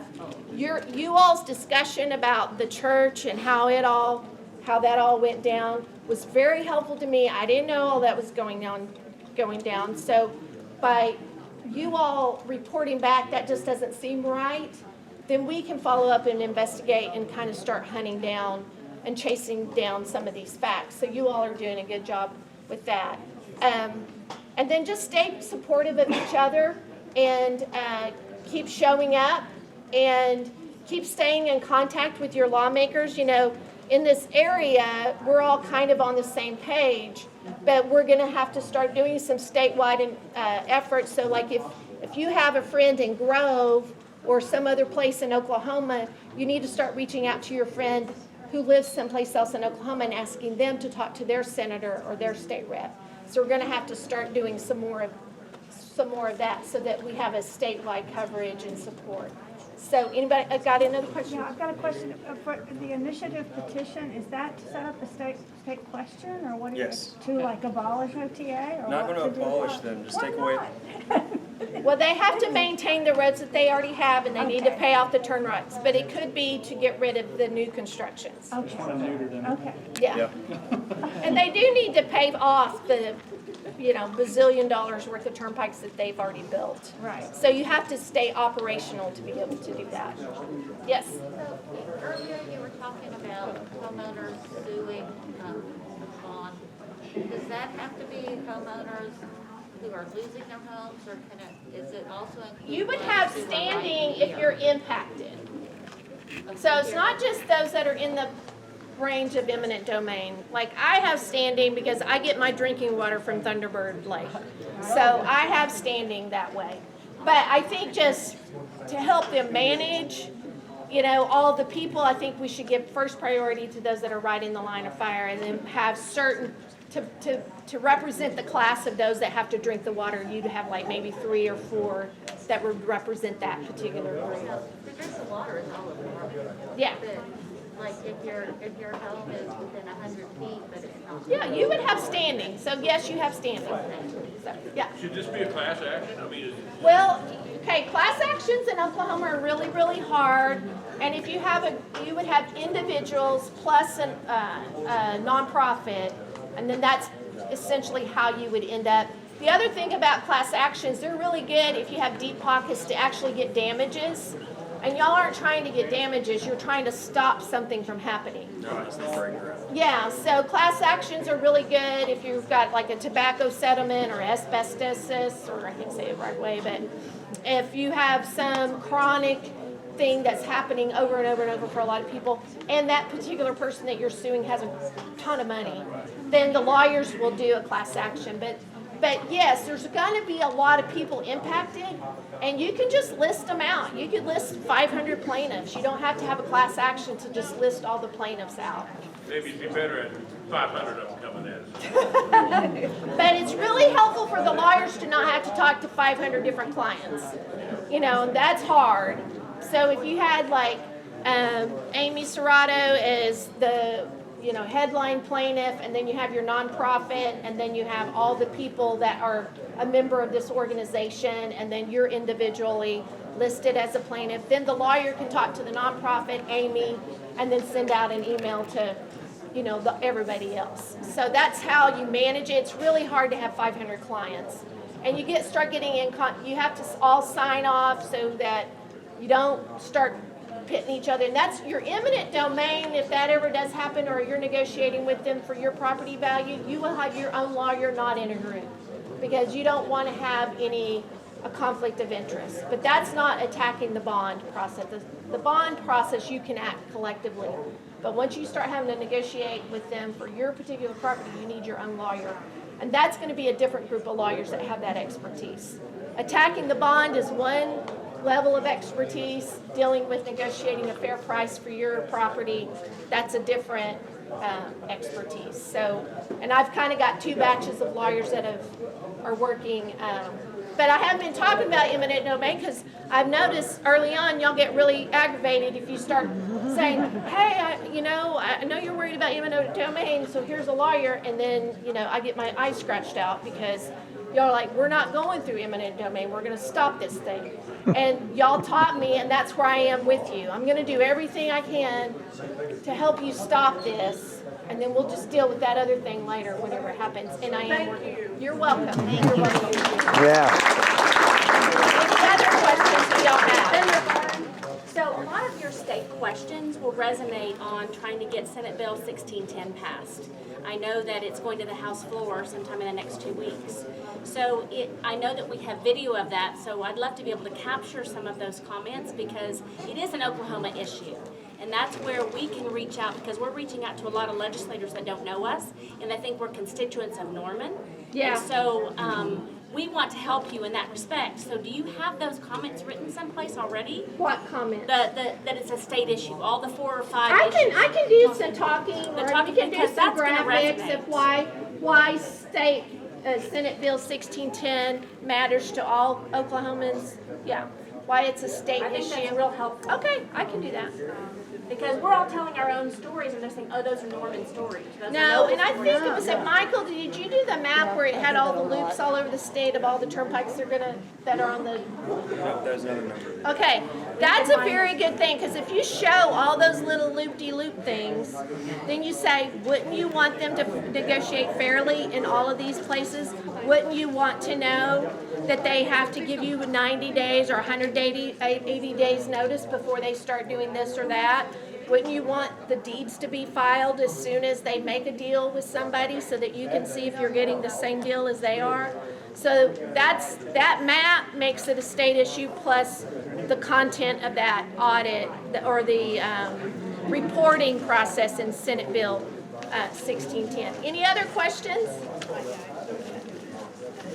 Well, okay, let me tell you, my email address is on the state website. Well, first of all, you can also get a hold of me at maryboren.com.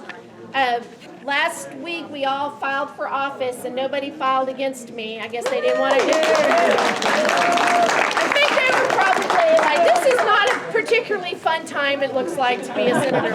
But my campaign, and I'm not trying to drive you to my campaign, it's just something easy to get to me, is maryboren.com. You can go to, then my email address is mary.boren@oksenate.gov. So you can email me that way. And then you can call my office at 405-521-5553. And Miss Trina, she goes by Miss Trina, not just Trini, it's Miss Trina, because she grew up in the South, and people will have to keep that miss at the front of their name. So Miss Trina is my executive assistant, and she will take any concerns or questions or comments or whatever you have, and we'll get back to you if you have. But if you have any question about how the state government works, or this don't make no sense, or what the hell are they doing, or any of that, just email me or call me, and then we'll try to help you navigate it. My goal is not to fix this problem. My goal is to empower you all so that nobody will ever try this again.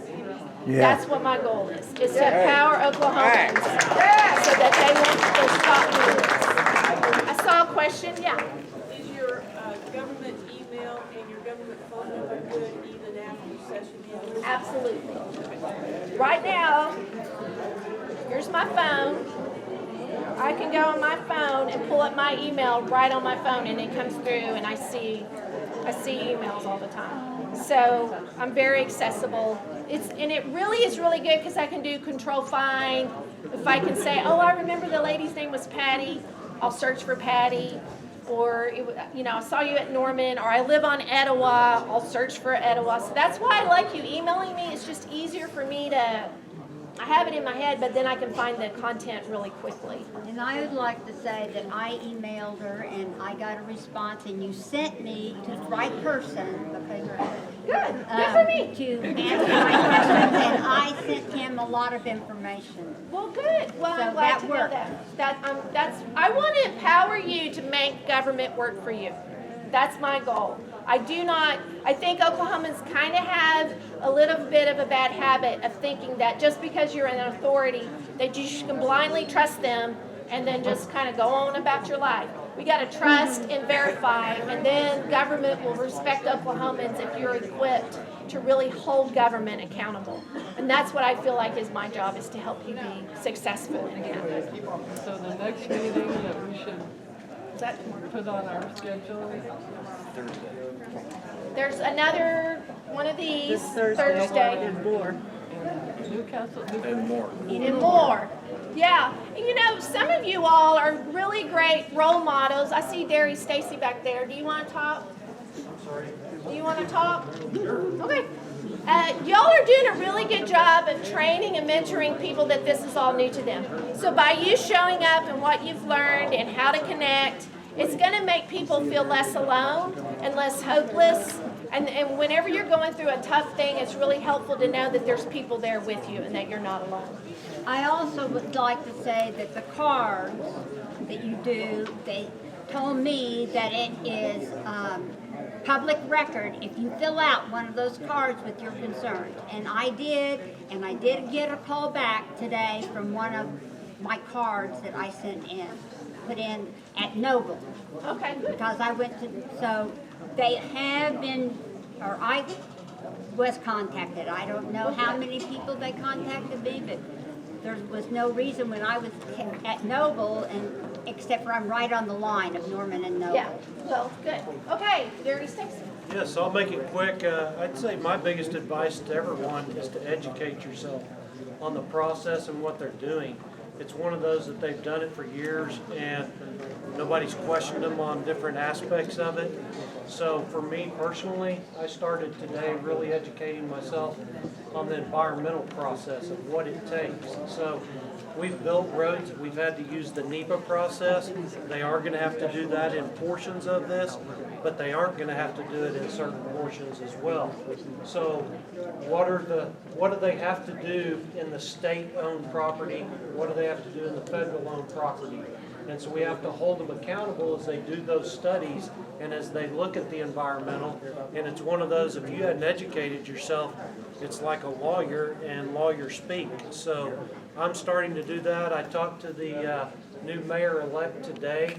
We're looking at putting together a group from both the county and the city so that we can go through those studies, and if we have to hire professionals, if we have to bring people in from our different respective governments to go through those studies to make sure they're not just saying, yeah, this is fine, or yeah, we looked at this and it was okay.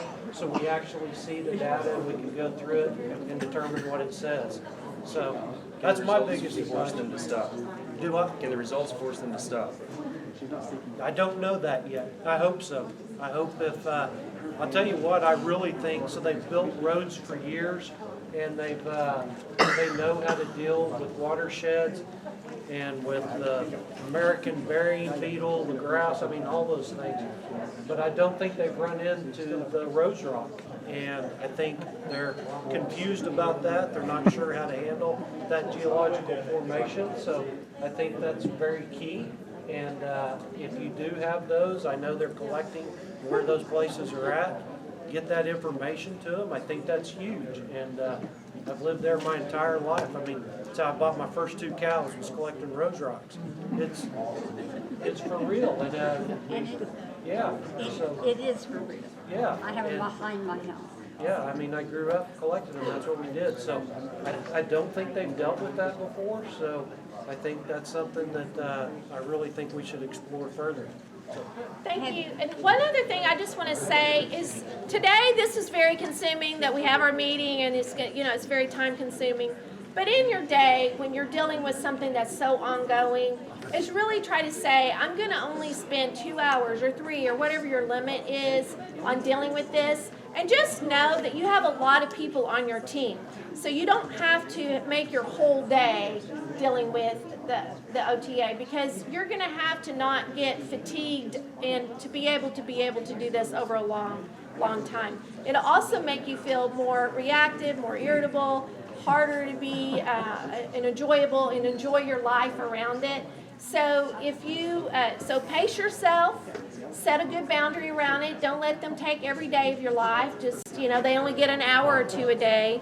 And then reach out and have friends or family or whoever you need. If you start feeling really panicky, if you find that you're not sleeping, if you find that you feel very powerless and helpless, don't go several days like that. You can call my office. I'll connect you up with some help that some people that can listen to you and be there for you, because we need you for the whole time. And so we have to pace ourselves, because you can get burnt out on this really, really fast. And a lot of times that's what happens. They count on that. They count on you for being like this for 4 or 5, 6 months. And most humans cannot do this like we have been doing for a year or 2 or 3. So what we have to do is be smarter and say, you know what, I'm going to do this an hour a day or 2 hours a day, and I'm going to reach out into my community, and I'm going to be a part of a team, and I'm going to collaborate. And know that collectively, all of us dealing with it 1 hour a day, well, that's like, there's like 100 people. That's 100 hours a day that we're collectively doing. And so kind of trust and try to work and try to interact and find comfort in us working together as a big collaborative group.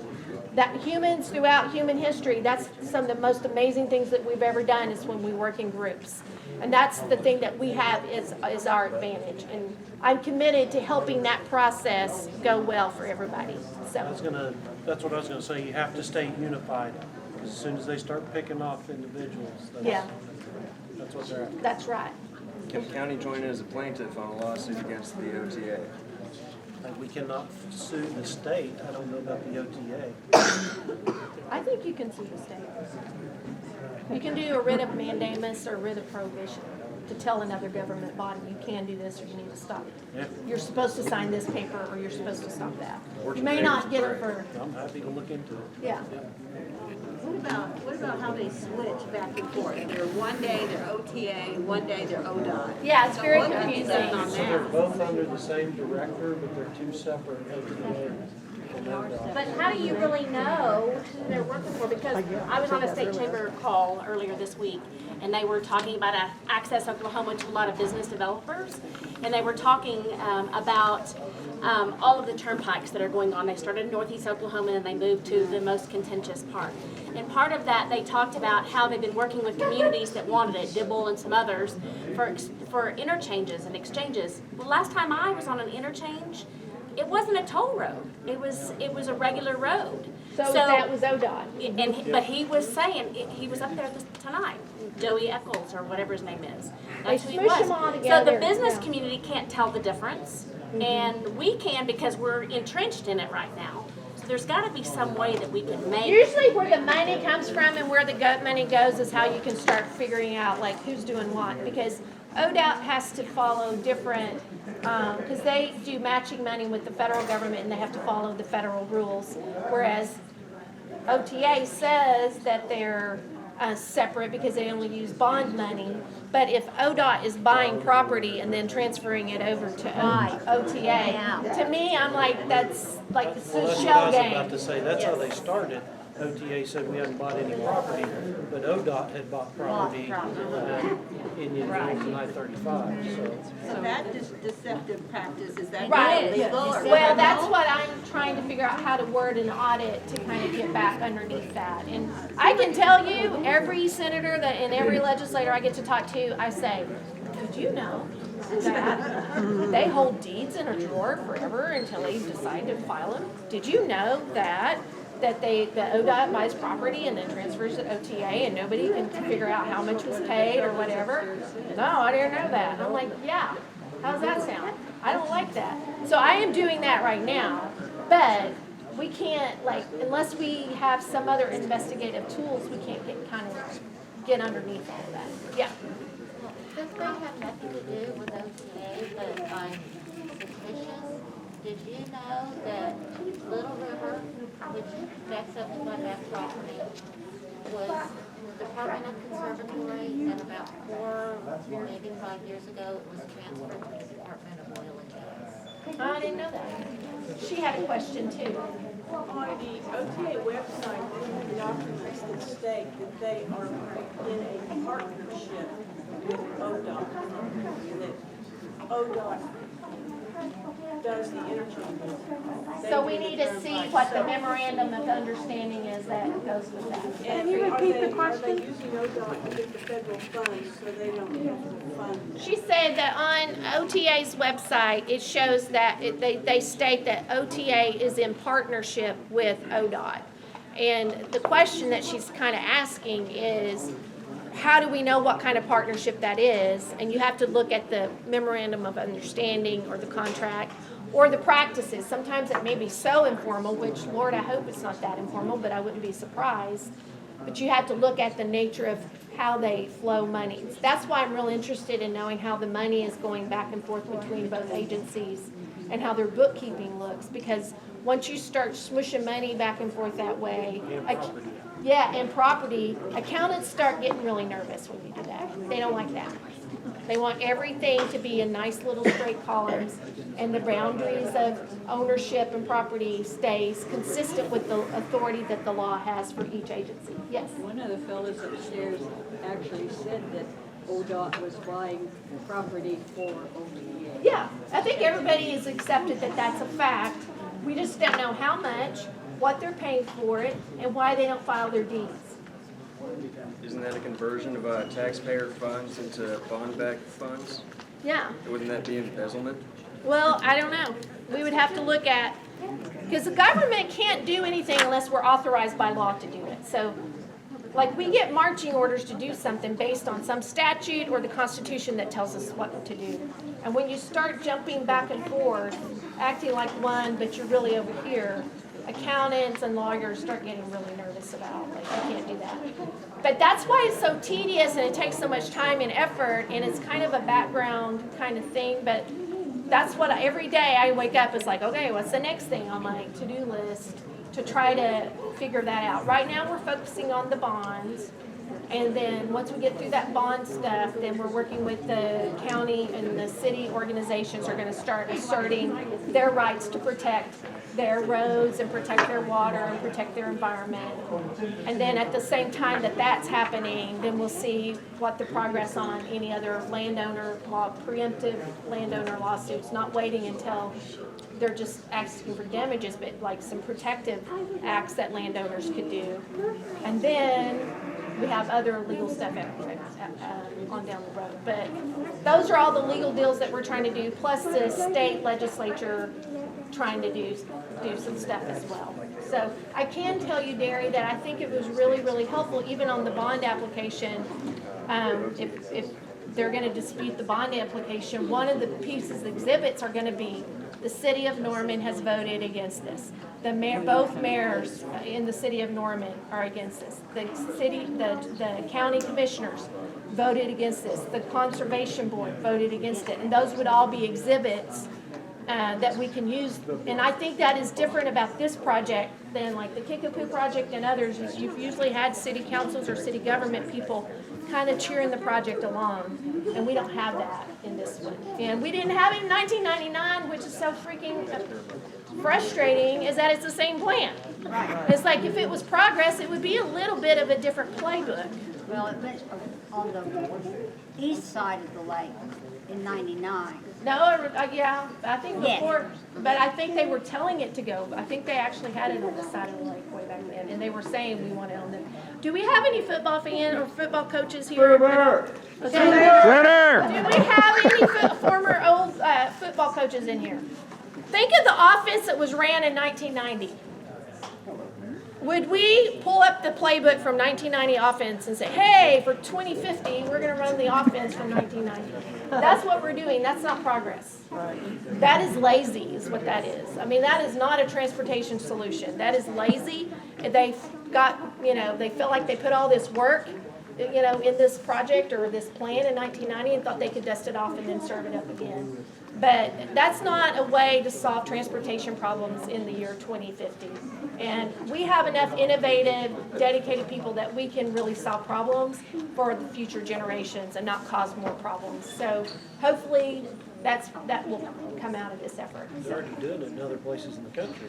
Yeah. Yeah. Like what have you seen? What are some other solutions that you've I've seen some of the overpasses and the third routes. People were talking about on I-35, you could do an extra lane that could even be an overpass lane. I mean, there's a lot of different alternatives to look at. You could incentivize a party bus to go from Norman to Oklahoma City every day for work, Put 50 people on a bus and bring it back. You just took 50 cars off. We would pay. Yeah, passenger rail. Yeah, we don't even incentivize carpooling. I mean, that's like baby steps. That's a baby steps to make sure that you incentivize three people in a car. And there's so many people that go from Purcell to Oklahoma City or Norman to. You could just incentivize carpooling and you would reduce traffic. But so anyway, we got a lot of work for you. Thank you so much, everybody, for coming. Okay, we have one more question.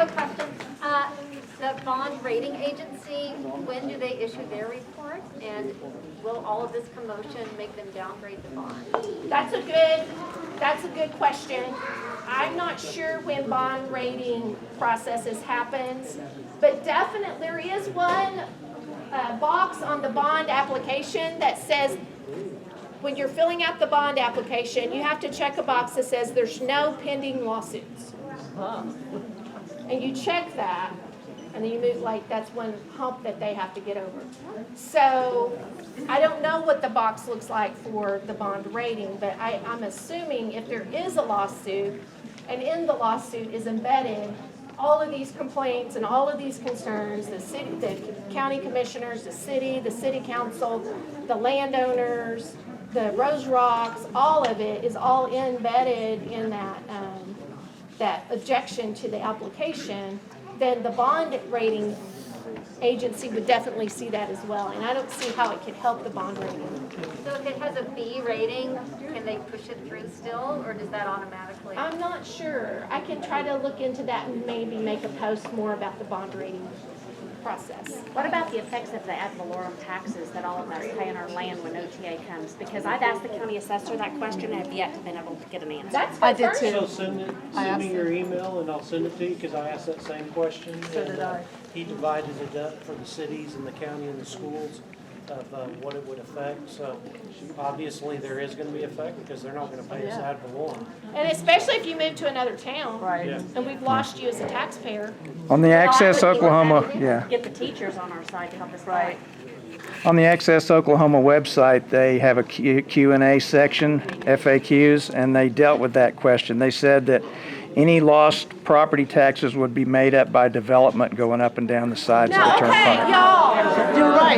Yes, yes. Y'all. That's what they say. The Norman really does. 2025 Okay, plan doesn't so- allow for development. We're messing So with it. we don't want East Norman to be like Memorial Road with Quail Springs Mall Yeah, or- and Applebee's and all that, all up and down. And a Swadley's. And also,